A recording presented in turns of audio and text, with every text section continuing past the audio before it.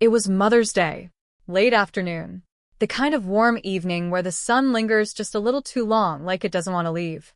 My wife, Kathy, sat beside me in our old 2009 Honda Civic. The engine made that grinding noise again when I parked. I ignored it like I had been ignoring a lot of things lately. Because when money runs out, you stop fixing problems. You just live with them. Kathy looked at the restaurant ahead of us. Big glass windows, luxury cars outside, people dressed like they belonged in magazines. She quietly asked, "Are you sure about this?" I smiled, even though I wasn't. "It's Mother's Day," I told her. "You deserve something nice." She didn't argue. She never did. Not in 47 years of marriage. Not when I worked double shifts. Not when her illness drained everything we had. Not even when we couldn't afford her medicine anymore. Before anyone arrived, I walked into the restaurant alone. I met the manager, a man named Miguel. Kind eyes. The type of man who listens before he speaks. I handed him an envelope. Inside it was $600. Every dollar we had left. Our rent money. "Tonight," I told him quietly, "when the bill comes, tell them it's already paid." He looked confused. "Why?" And I said something I'll never forget. "Because my son won't pay for his mother." We couldn't even afford medicine. My wife was sick. We were drowning in debt. And he sat there scrolling his phone like we didn't exist. Then I remembered something else. A hospital hallway. 2 months ago.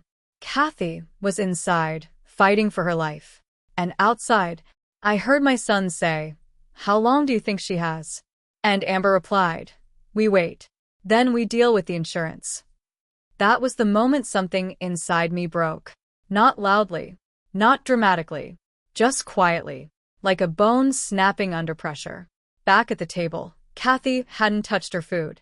Her hands trembled, her foot bleeding through her stocking. And no one noticed. No one except me. Amber talked about vacations. $4,000 a night resorts. Private beaches. Luxury. While my wife sat there in pain, invisible. Then it happened. The waiter returned. Bill in hand. Amber didn't hesitate. She looked at him and said, "Split the check." Then, without even looking at Kathy, she added, "We're not paying for her." "And my son?" He nodded. That was it. That was the moment.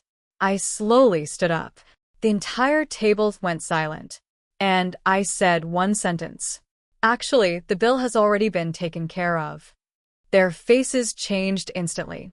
Confusion. Shock. Suspicion. Miguel stepped forward. "It's been prepaid." Jason looked at me. "What do you mean?" And I said, "I paid for it." Amber frowned. "With what?" I looked her dead in the eyes. "With everything we had left." Silence.